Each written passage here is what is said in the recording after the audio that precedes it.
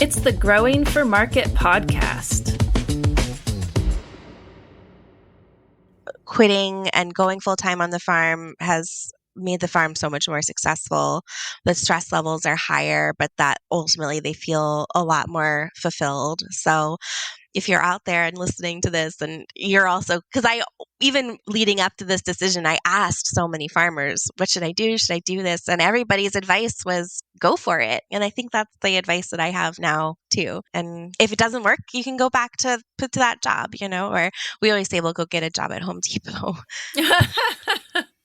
Well, yeah, I'm sure they're always hiring.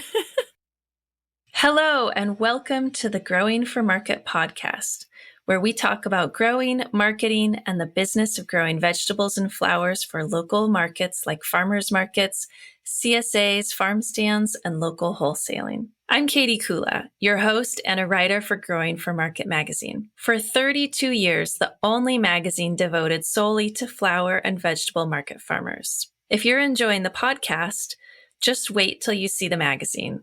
Go to growingformarket.com for more. Also, if you could give us a follow and a rating, it really helps other like-minded people find the podcast. And now, let's take a minute to hear from our sponsors. It's with their generous support that we can bring you the podcast for free.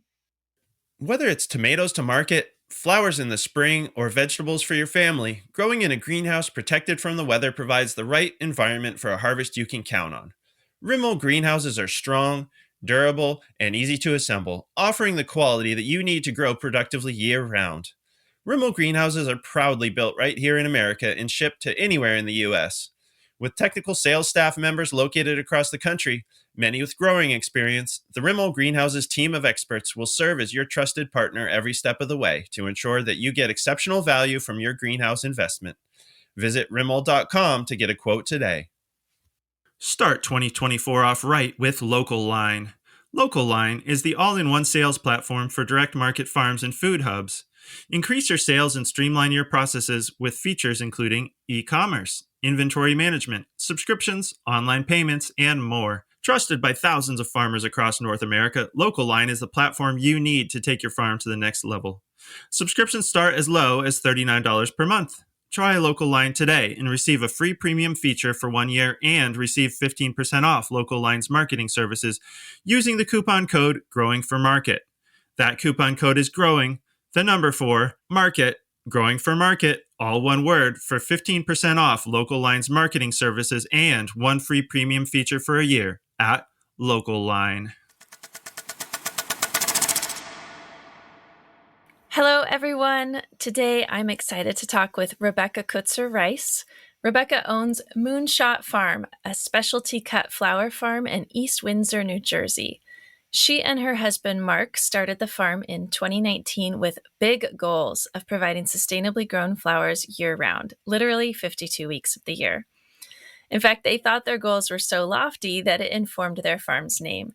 They are trying to, quote, shoot the moon, as they say. However, it must be working because they do, in fact, grow flowers year-round, including in a geothermal greenhouse for retail markets in and around New York City.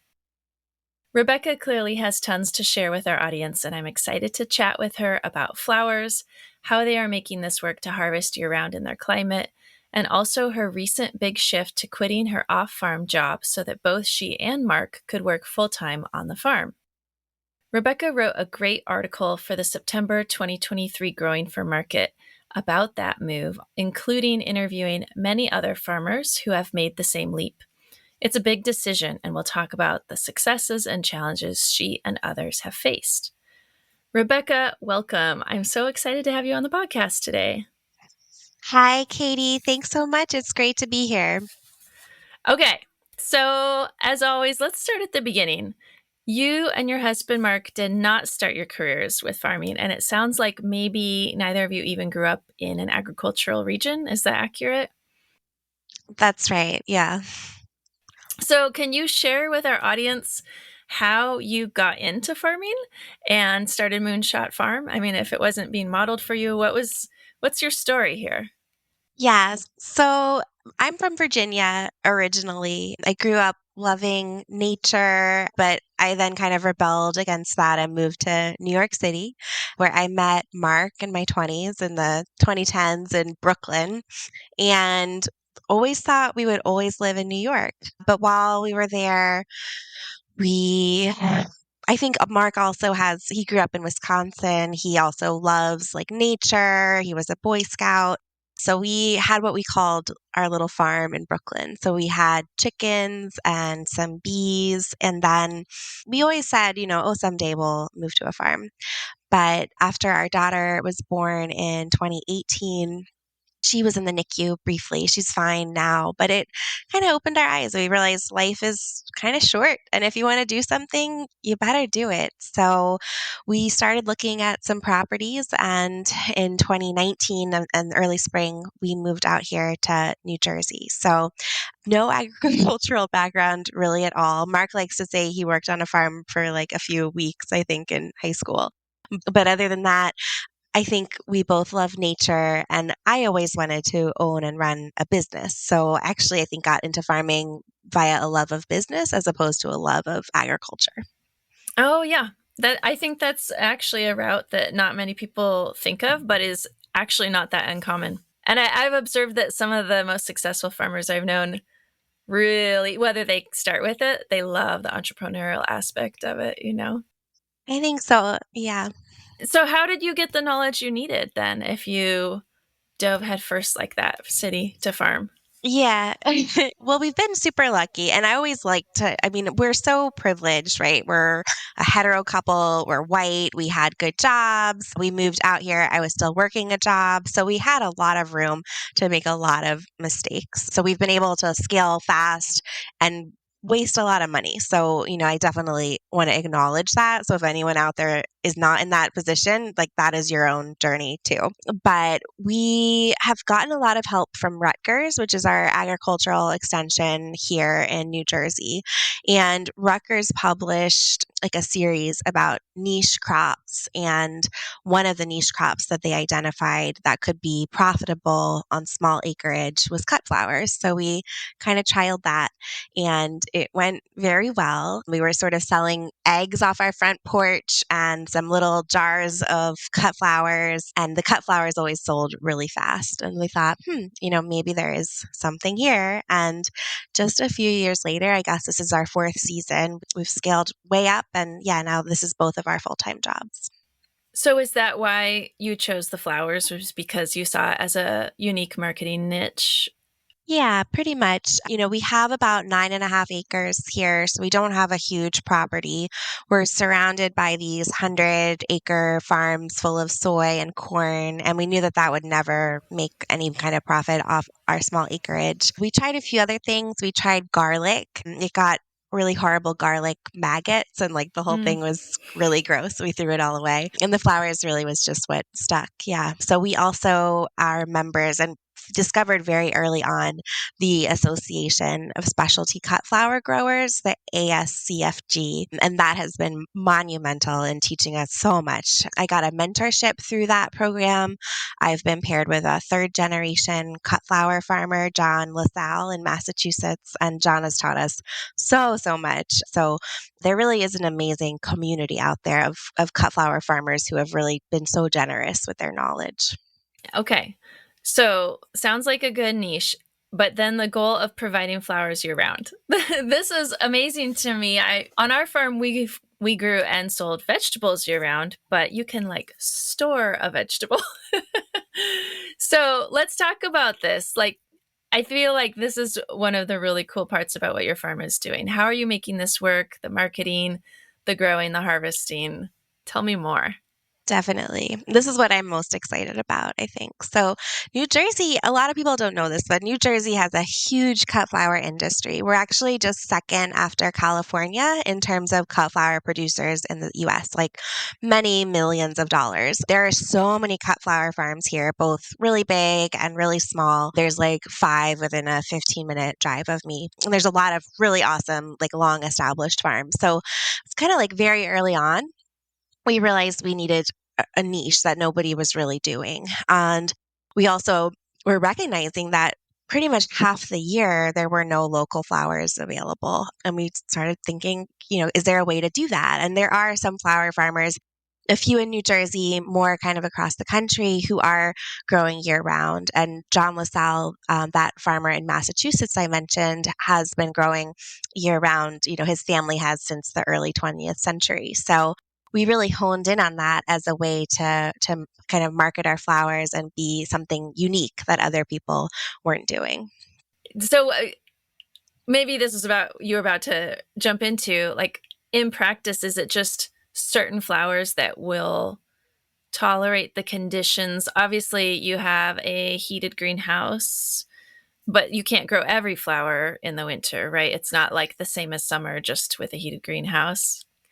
That's right. I think you probably could grow every flower. I mean, certainly in Holland, they are really pushing those boundaries. But at least from our perspective, sort of from a more beginner perspective, there are certain flowers that will bloom under cooler temperatures and short days. I guess I don't really know much about vegetable farming, but my understanding is that you kind of plant the vegetables and then say you plant cabbage for a winter harvest and it just kind of sits there until you're ready to harvest. There isn't a ton of active growth happening like in January. Yes, Is that correct. is that right? Okay. So with flowers, it's very different, and the flowers are actually actively growing and blooming. And unlike a cabbage that can kind of sit there, most flowers have a 2 to 3 day max, sometimes a 2 to 3 hour window in which they can be harvested.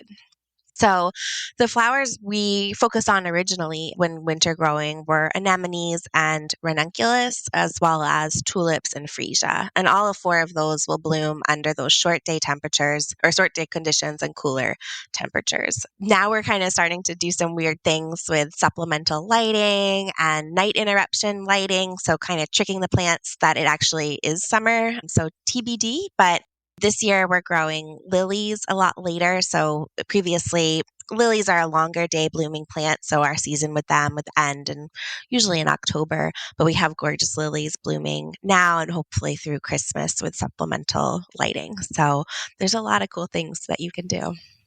And just for context for our listeners, since this might run later, it is November 14th right now as we talk. So definitely not the darkest yet of the year, but we're just about a month out from the darkest part of the year.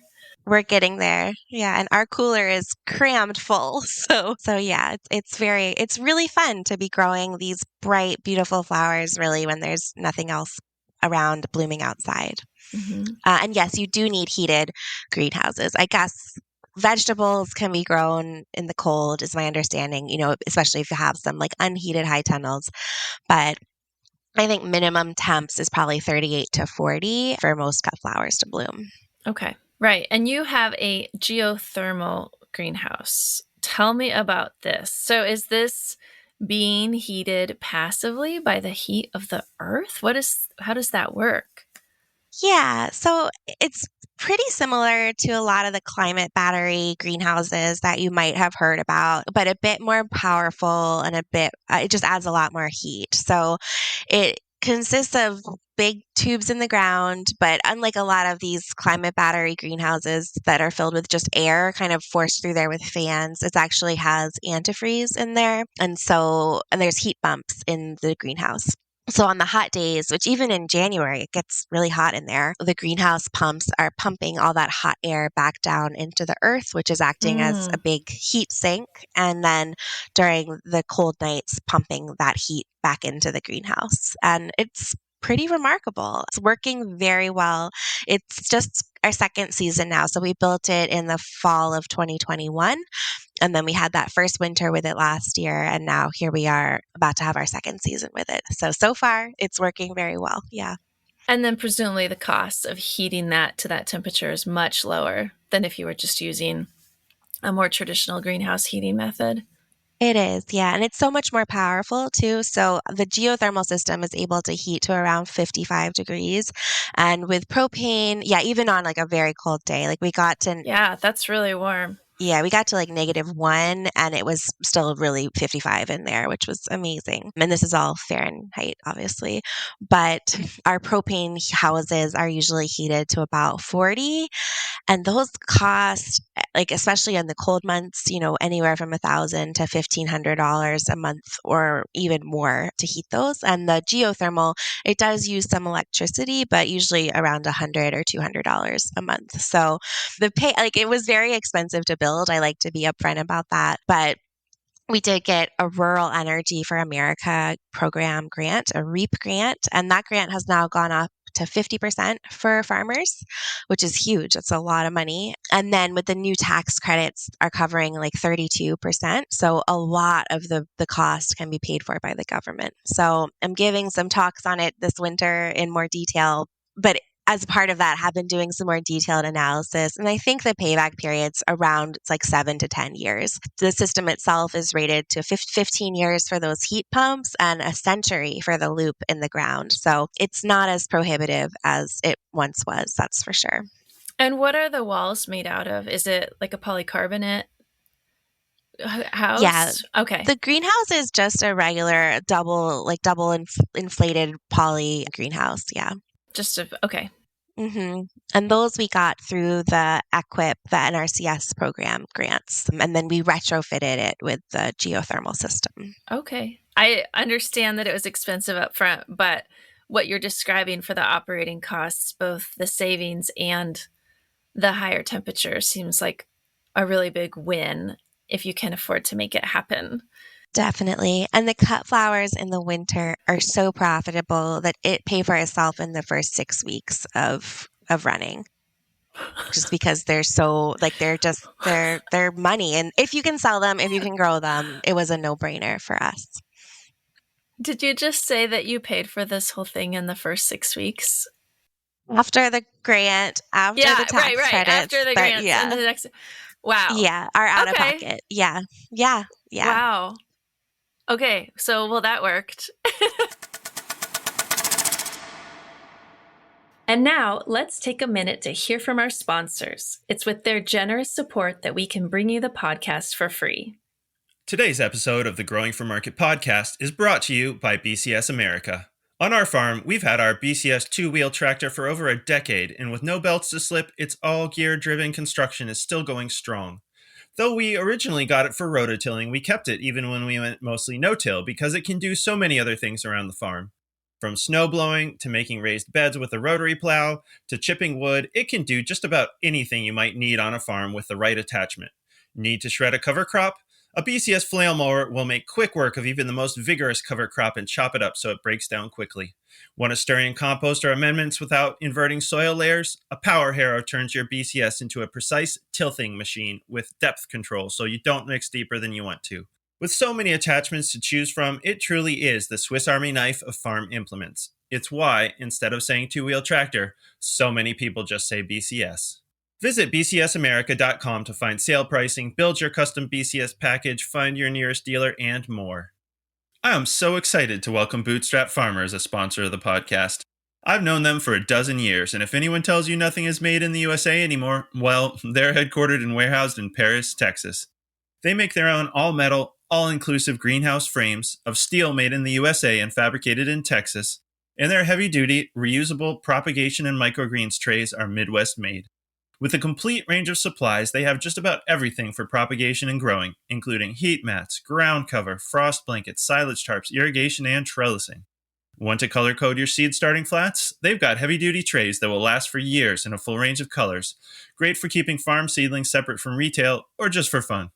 And they have an experienced team of growers to support everything they sell.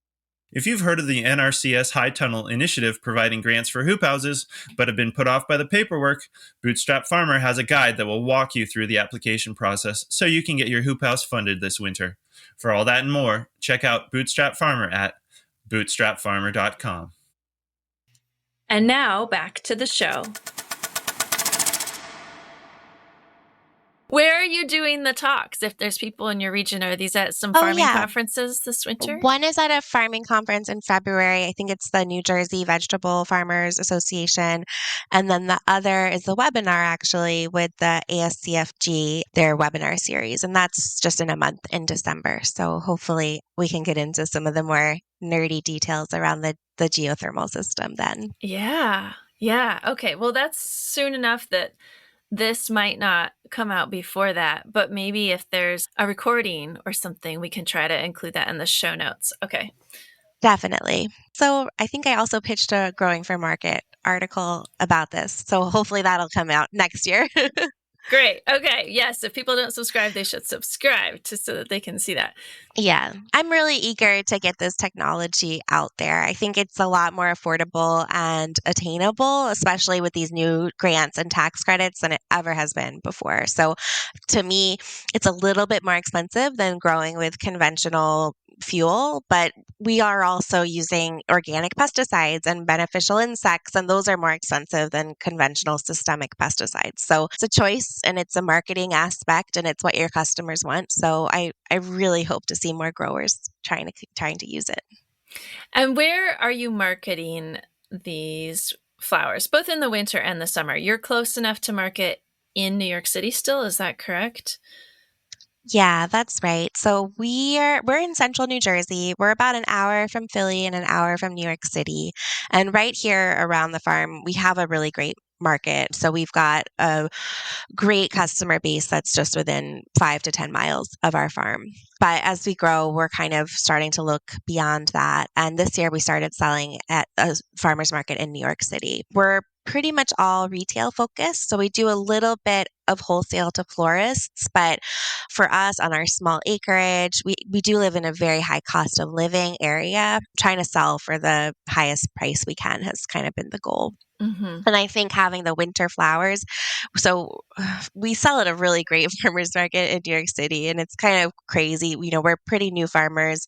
There's maybe like a dozen flower farmers there in the summertime. If we had just shown up with sunflowers and zinnias, there's no way we would have been accepted into that market. But because we had tulips in January when nobody else had cut flowers, we were able to get our foot into the door. So that's really changed the game for us and the scale at which we're able to grow and meet demand. So it's very exciting. And you actually also wrote an article about your first season winter growing for another article in Growing for Market from the March 2023 issue about some of the hard lessons. What kind of adjustments have you had to make in the process? And what are you doing differently now going into this winter? Yeah, definitely. That was such a fun article to write. At least for us, like our farm is a bit of a mess. We're making mistakes all the time, and it's fun to be honest about it and not just say, here's everything that we're doing right. So, our first season was winter growing was definitely a mess, and things have gotten a lot better since then. So, one really big issue was during, the spring and the summer and even the fall, we've always relied on biological controls for pests. So, we do a lot of like lace wings for aphids, and we use these predatory mites for thrips. And going into winter, we thought, oh, we'll just use those same biological controls. And we even talked to a pretty big supplier of those who said it would work as long as we kept the temperatures above freezing. Well, we learned the lesson like the very hard way that most of these insects, under short days, even if the temps are really toasty, they don't continue to be active. And we had horrible, horrible pest issues. So we've now switched to an organic, pesticide spraying program in the winter. There's no bees flying anyway in the greenhouses. So we're pretty comfortable with that. And the amount of stems we had to throw away because of pests was really bad that first year. So it's gotten a lot better. One biological control we do use even in the winter are beneficial nematodes. So we spray those pretty much every week or 2 weeks all winter long, and they do continue to work. So I really recommend those for growers with thrips, which are one of our biggest issues. We also originally didn't put fans in any of our greenhouses. I think we figured if we were rolling the sides up, we did have some vents that would be sufficient for airflow. And I guess I also thought fans were going to be really expensive. We then had a lot of fungal issues, a lot of airflow issues, a ton of powdery mildew. So we since have put a ton of fans, usually just the half fans in all of our greenhouses. And they weren't as expensive as I thought, and they're really quite cheap to run. So that's definitely something I wish we had done sooner. And then I guess just like the third big lesson for me is really focusing on profitability and how much it's costing us to grow things in the winter. In the summer, it can be fun to grow something just because it's beautiful, or maybe it will draw customers to your booth, or you just love to grow it.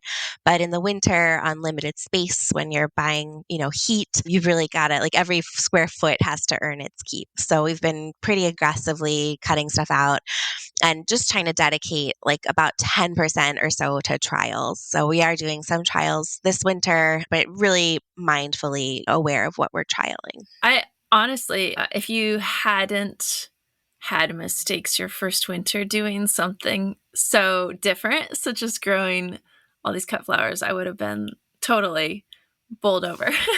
It seems like that's the nature of trying something new. And in this case, something that not a lot of people are doing. There's a lot less information out there at this point. So it's great. I love that you're experimenting, having success, and then documenting it too and sharing it so that other farmers can learn from it too. Definitely. And even though it was a mess, we had a lot of fun. We broke even pretty much that first season. So it wasn't like we actually lost money. And then the big key for us is we were able to keep our employees on payroll all winter and retain them going into the next season, which then really set us up for our best spring ever. How many employees do you have, and does it shift from season to season, or are you able to sort of smooth it out? We're able to sort of smooth it out because the farm's been really growing in size. So pretty much like 3 years in a row, we've like doubled our income. So we're kind of always chasing like what is the appropriate level of staffing. So right now we have 3 full-time year-round employees and then a couple of extra part-time workers. But I expect by the end of next season, it will be a bit larger.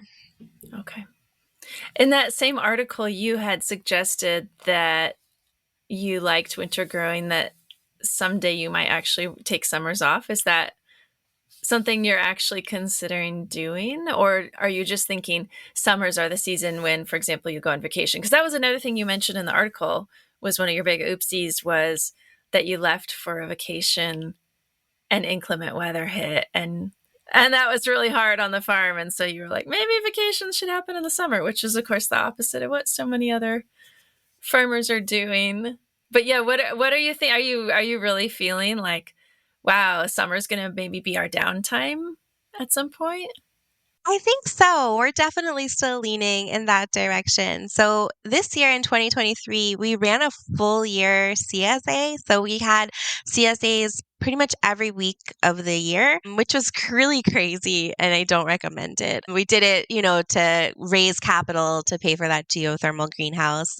So next year, we're sort of taking July off from doing our CSA as sort of a way to get our toes wet, I think. We'll probably still go to farmers markets in July, but I hope that we can maybe have staff cover them more. And we're certainly growing a lot less in the summer than we are in the winter. I was amazed this year, our January sales exceeded our July sales, which I know is Wow. really different than it is on most farms. Yes, very different. Although I have known a few farms that do winter CSAs and not summer CSAs with vegetables. So clearly you can think outside the box if you're, willing to work in those harder weather seasons, although you're probably pretty cozy in those greenhouses of yours. It is really nice. I think it's nicer to work in those cozy greenhouses than it is in August in the field, for sure. Oh, yeah, fair enough. Yeah, I think that's a good point. Summer can be hot. Although my husband is the one that does all of our farmers markets, and he would probably disagree with me because he has to stand outside even in the January like snowstorms. So Yeah. yeah. Yeah, that's true. Farmers market, you don't get to have the cozy element. And now let's take a minute to hear from our sponsors. It's with their generous support that we can bring you the podcast for free. There's a lot of talk these days about the value of certification. With the growing distrust of labels and customers who are more savvy than ever, farmers need better options to showcase their commitment to truly sustainable growing practices. Certified Naturally Grown is a peer review certification focused on the highest ideals of the organic movement. They keep costs low and paperwork to a minimum, so you can keep focused on farming. CNG's peer to peer approach encourages knowledge exchange and strengthens regional networks. See why farmers throughout North America are choosing Certified Naturally Grown and apply today at naturallygrown.org. Every fall on our farm, we order a couple sling bags of Fort V potting soil from Vermont Compost. Over the years, we've tried a lot of the compost and potting soil options out there, from making our own to buying off the shelf. And we keep coming back to Vermont Compost, both for overall quality and batch-to-batch consistency.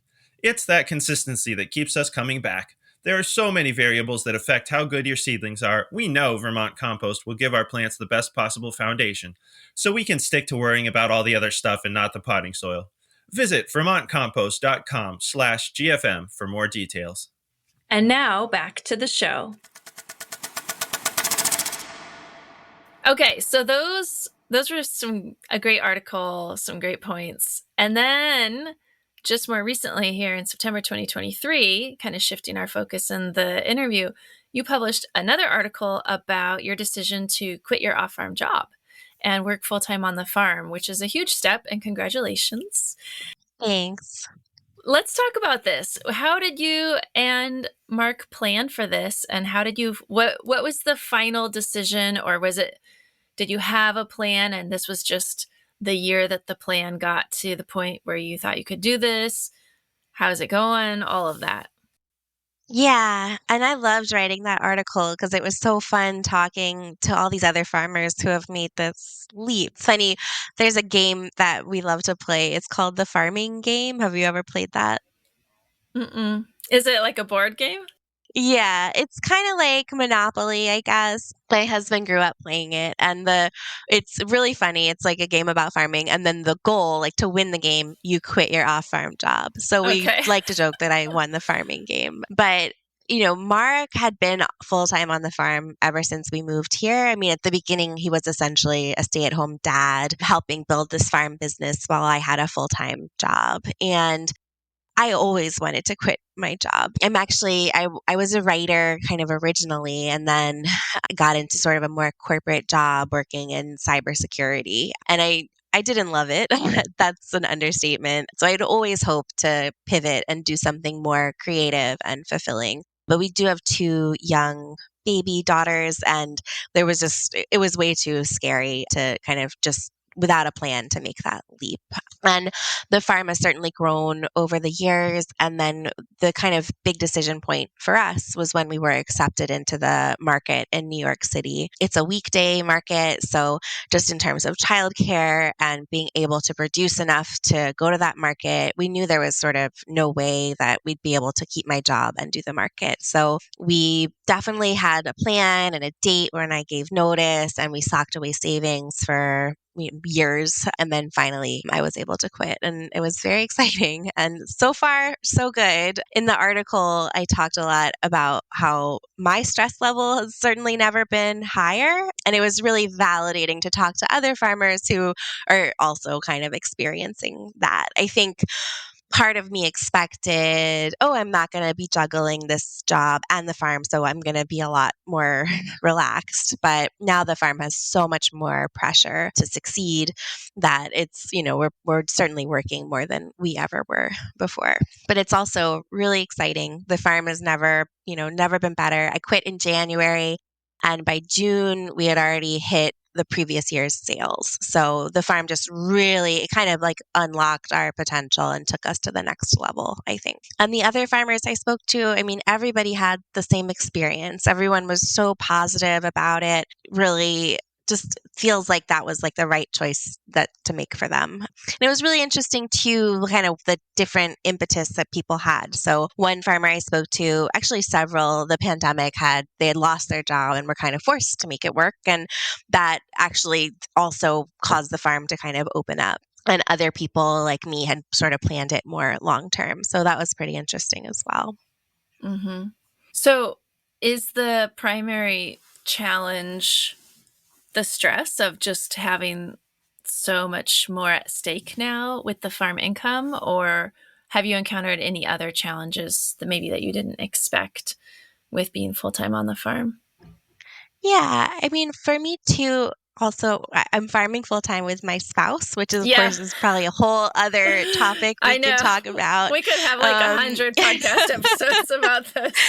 we might need some wine for that one. Yeah. But, I think even more so than before, we have to be so conscious about turning the farm off that, there's times to just the farm and times to just turn it off. I think one thing that surprised me is, and I think it's also because we're still in the honeymoon phase of it all, and we still have some of those savings, so it's not quite as financially stressful. But we actually are making a profit now. Surprise, surprise! Like we kind of weren't until we had really faced that decision. So yeah, but the stress is probably the biggest one, and the lack of work life balance. We also have those two little children, so balancing childcare on top of everything else has been tricky to say the least. Yeah, and the other farmers I spoke to, I mean, I think everyone's had a pretty similar experience. Just that quitting and going full time on the farm has made the farm so much more successful.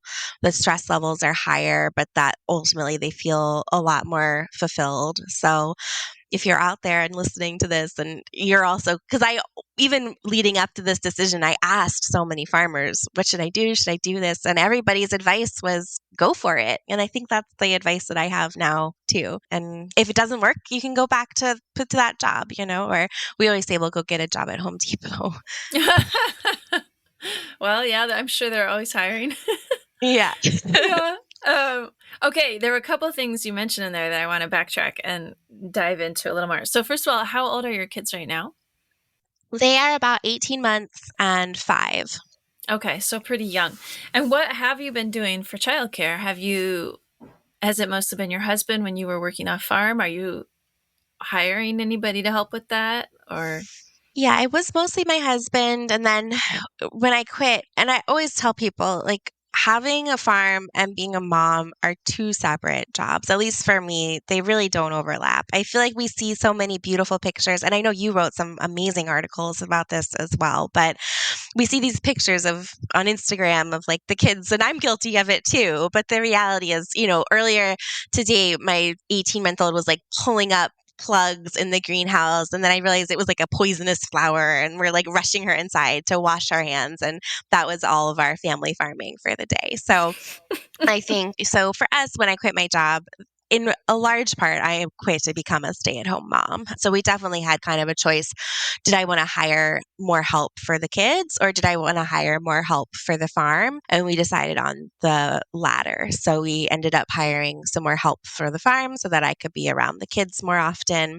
And that's worked pretty well. Our oldest is now in pre K, and the baby somehow will be going there next year too. So that's a big help as well. We're definitely farming a lot during nap time and at night when they're asleep. We sometimes have a joke that like Mark and I are the same person because people rarely see us at the same time. So either he's out working or I'm out working, but we don't get to farm much together these days because one of us has the kids. But I also know that it's temporary. I see people with 9 and 10 and 15-year-olds, and it seems like it's a lot more easy to manage. So I'm looking forward to getting there someday. yeah, kids actually become helpful in Yeah. the fields So I hear. as they get older. It's amazing how it happens.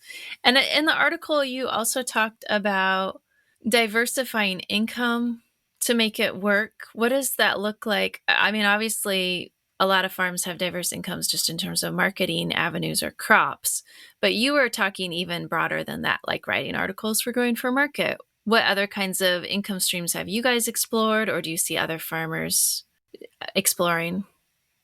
Yeah. So a lot of the farmers I spoke to, especially the vegetable farmers, were doing a lot more than just vegetables. So they had egg-laying chickens or broilers, or I think someone was doing like goat's milk. So this idea that they could, do all these different avenues and kind of get a little bit of cash here and there, which I think is working really well for a lot of them. For us, we're super diversified in our crops, so we can kind of lose something and it'll be okay. We're always trying to have sort of two big focal flowers each season. So if we have a complete crop failure, as we seem to often do, we'll still kind of make it through. And then you mentioned different sales avenues. So one farmer I spoke to had been doing a lot of wholesale to florists, but then after the pandemic happened and a lot of those florist avenues weren't as successful as they had been, kind of had to pivot and do more retail, and now has both of those income streams. So it definitely seems like not putting all your eggs in one basket is the way that all of these farmers are making it happen. And yeah, we also talked in the article a bit about different side income streams. So some of the farmers are doing consulting, which seems to be very popular these days, or grant writing. And then I'm writing for Growing for Market, which I'm really been loving. Some people have YouTube channels that might pay a little bit. So it definitely seems like there's a lot of farm adjacent sort of side gigs that can bring in a little bit of extra cash too. Yeah, some other examples I can think of like that too are people having Airbnb or hip camp kind of rentals on their properties too, things like that, that again complement what's happening on the farm because, hey, look, it's a cool place to come and stay, but bring in some different income. You had also mentioned that this year the farm is turning a profit for the first time. So does that mean that, I mean, I know you've been starting up the farm, so I know how that goes. So I can only imagine that the first few years, what that meant was you were making money and you were just reinvesting it in the That's farm. right. Yeah. So is this the first year then, instead of reinvesting all of it in the farm, you're actually using some of it to pay your household bills? Or is that what that means for you? That's right. That is what that means for me. And it's really exciting because for a long time, I was constantly writing personal checks to the farm and kind of giving the farm more and more money, especially when I still had the off farm job. We were investing in so much infrastructure. We were really front loading that. And again, we're so privileged that we were able to make that decision. But the idea we had at the time was we were going to invest in all this infrastructure and then we'd finally be done building the farm and I could quit my job. Of course, I've since learned we'll never be done building the farm and there's always going to be more to invest in. But finally, we're writing checks from Moonshot Farm to us, with owner draw in the line, and it feels really, really good. Yeah. And we've always also prioritized paying our staff well. So it was always kind of like we were the very last people to get paid. But we have to now, like otherwise we wouldn't be able to afford our groceries. So it feels really good. Right. Yeah, I think that's a really good point. I know that we started our farm well before we had kids. So it's like a whole different scenario. We were young.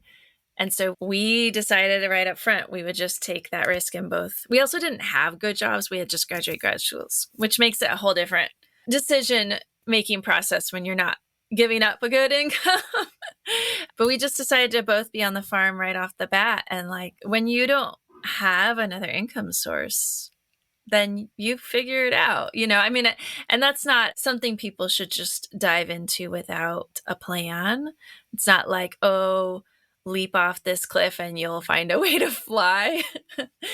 But we always had to be doing that balance of how much of this season's profit are we going to reinvest in the farm while keeping enough to buy our groceries and pay our household electric bill and such. And it is a great motivator when you're trying to do both those things. But it also, like you said, it's really powerful to have two people investing the energy and the time and the enthusiasm to make it all work. It's full time. It's a whole different like chemistry experiment. There's a lot more there.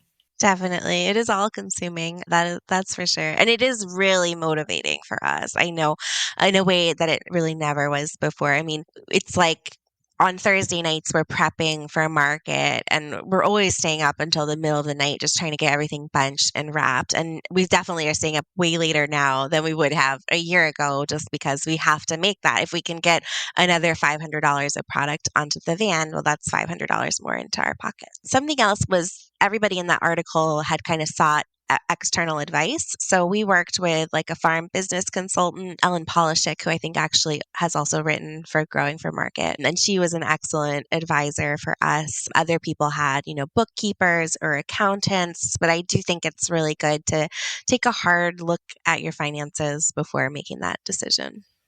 And what were some of the things that she helped you look at? What were some of the questions you were asked to consider about your financial situation?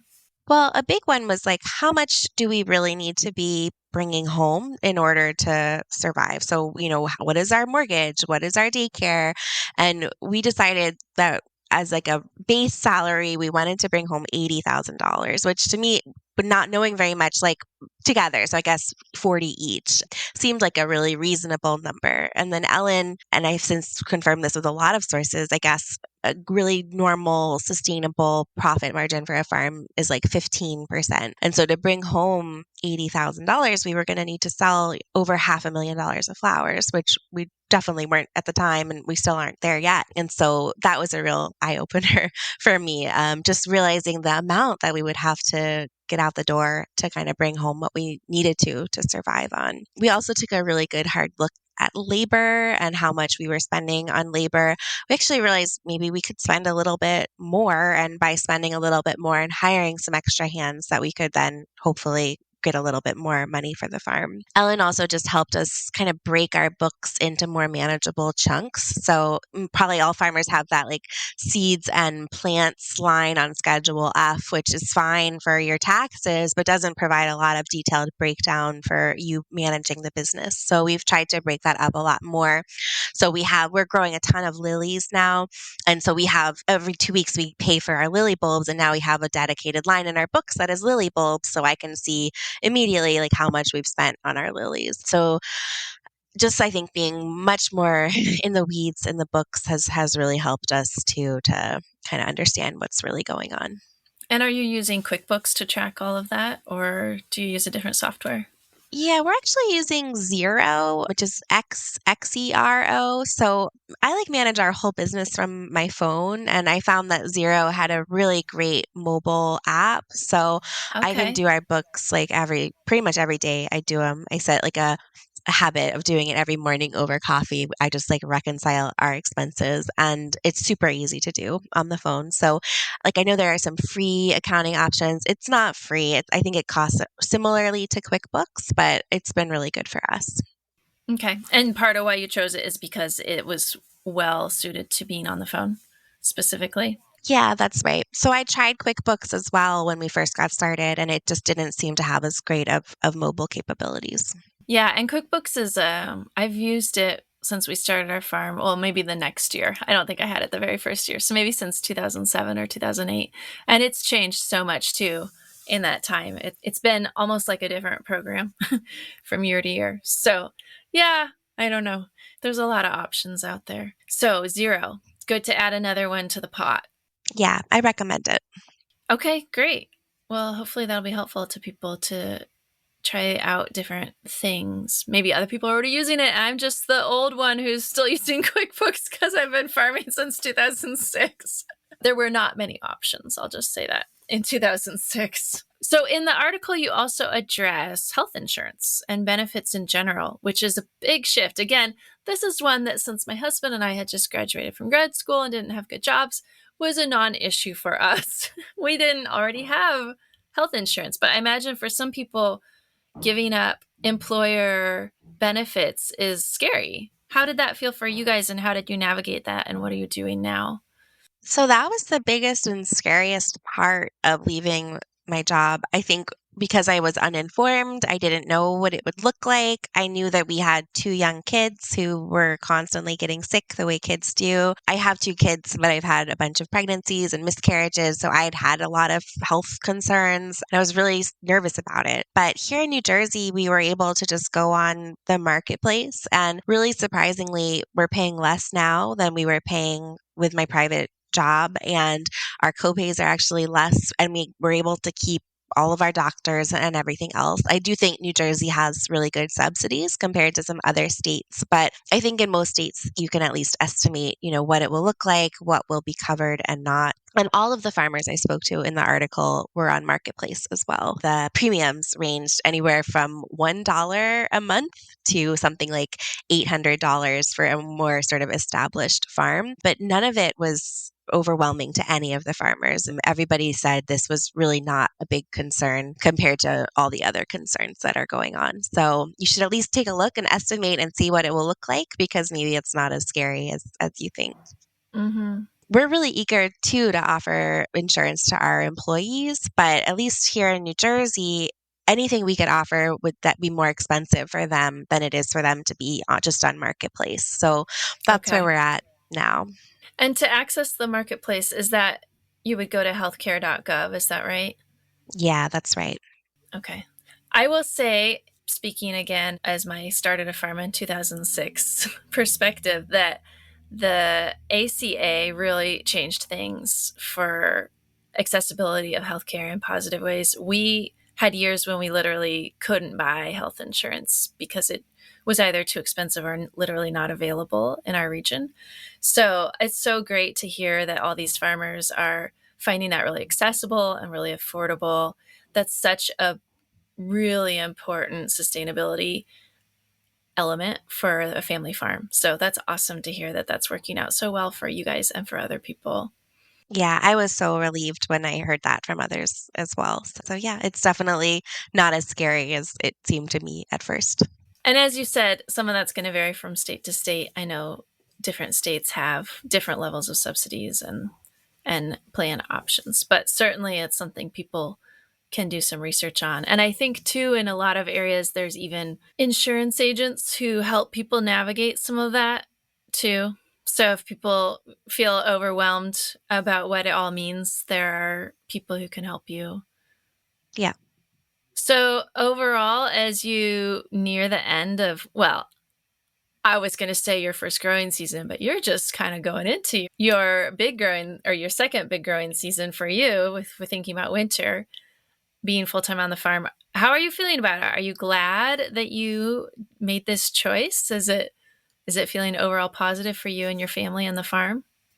Definitely. Yeah, I feel really great about it. The farm has grown in ways I never would have imagined. And there's days when it's like 3 o'clock on a Tuesday, and all four of us, my husband and me and my daughters, are just like hanging out in the kitchen. And I just feel so lucky that we're able to do that. Our kids, as much as we try to separate the farm and the kids, they are really out there with us a lot and learning so much. And I'm really lucky that I get to spend so much time with them and create something really exciting in our community. Mm-hmm. Were you commuting to work before at a distance that would cut into your time, or were you working remotely? A little bit. I was working remotely even before the pandemic, and then usually commuting in about twice a week. So I was already really lucky with my flexibility. And then, of course, the pandemic happened and then everybody was remote. But I was spending a lot of time like in a basement office locked away from everybody else. And my job also, I worked for an international company. So I had a ton of super early and like super late at night meetings with Asia. So it's definitely more flexible now than it was before. Yeah. So you were mentioning the articles I wrote about farming and parenting. And yeah, just to reiterate for people who haven't listened to other podcasts or read those articles or talked to real farmers, it's actually really hard to farm with your kids with you, as Rebecca was saying, in spite of what Instagram depicts. But I actually am just finishing up a book on this topic too. And I would say that it's such a consistent message that parents who are farming and have kids on their farm are definitely stressed. They feel pretty exhausted, but love how much time they get to spend with their kids. If maybe they work 11-hour days, 12-hour days, but every of one of the meals they ate is with their kids, right? And that makes such a difference compared to if somebody's working long days like that off the farm, or even just a long normal day with a commute and you're maybe missing 2 meals with your kids. So it's pretty special. I'm glad you're getting to do it. Thanks, Katie. It's so special, and I can't wait for the book. Congratulations. That's so exciting. Thanks. Yeah. I'm sure I'll be talking about it on here a lot when it's coming out. Okay. Since our audience is market farmers or people who want to be market farmers, obviously, I'm always curious about what tips and tricks we can share with each other. And you've already shared a ton, but I am curious to ask my question. What is the best thing you and your family on the farm have done for the farm so far? So it could be a decision, a tool you bought, something that's been really positive. Yeah, Mark and I were chatting about this earlier, and of course had about 1,000 different answers, but we decided, surprisingly, because I wouldn't have said this 2 years ago, but our favorite thing is our tractor.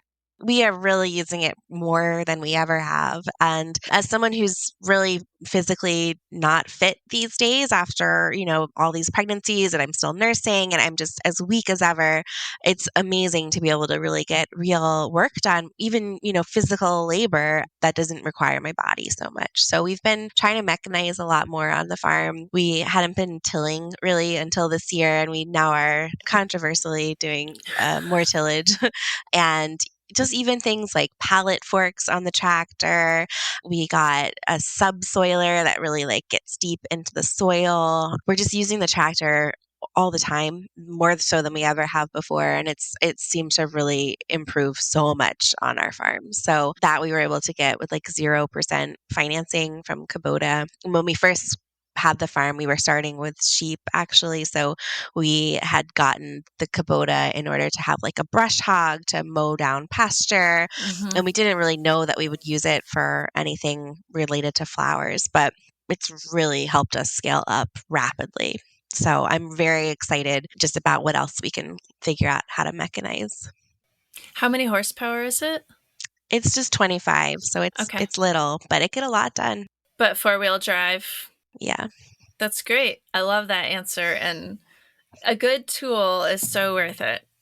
And I too am amazed by the power of a tractor.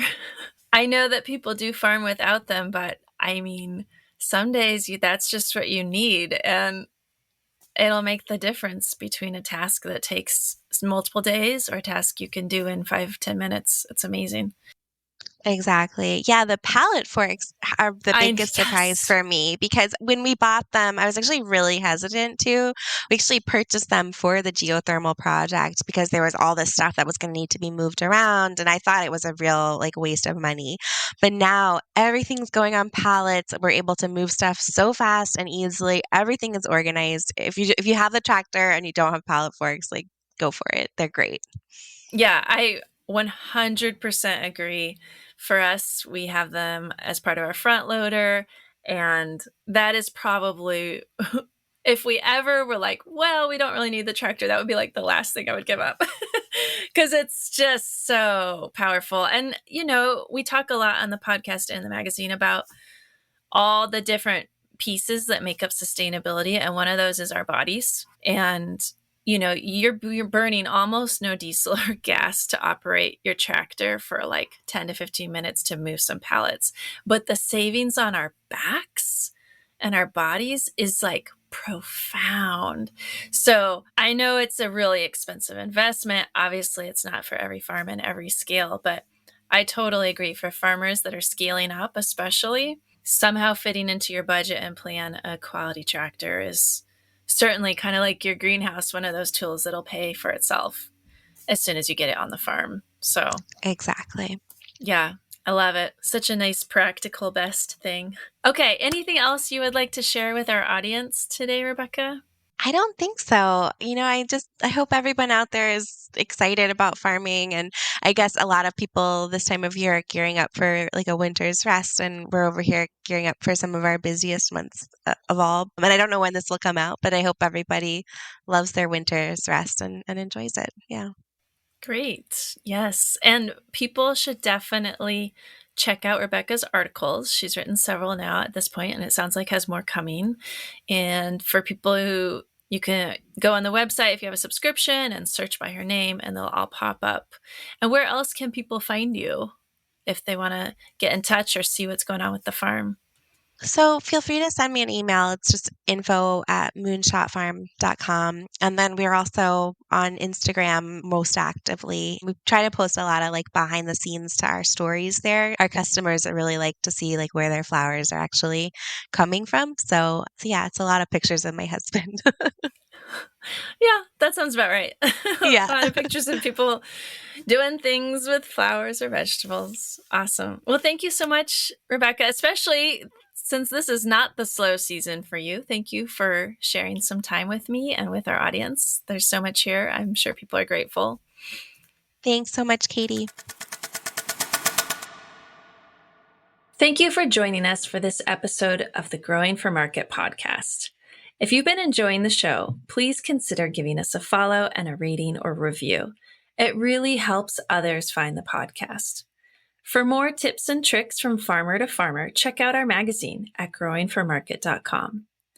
Whether you're a commercial grower or just want to grow like one, subscribe to Growing for Market magazine for the nitty-gritty of growing, marketing, and the business of market farming. We publish 10 issues per year with articles written by experienced farmers on topics ranging from tools and techniques to farm business operations and marketing.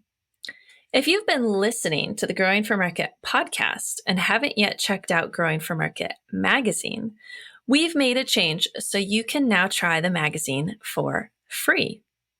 We've added a free month to the beginning of all first-time subscriptions. Try out the digital or paper magazine subscription for a month, and if it's not for you, cancel within 28 days and you'll never get billed.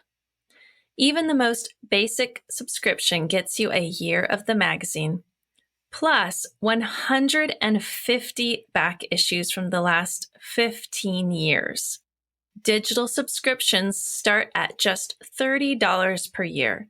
So head on over to growingformarket.com and subscribe today to benefit from over 3 decades of writing by farmers for farmers in Growing for Market magazine.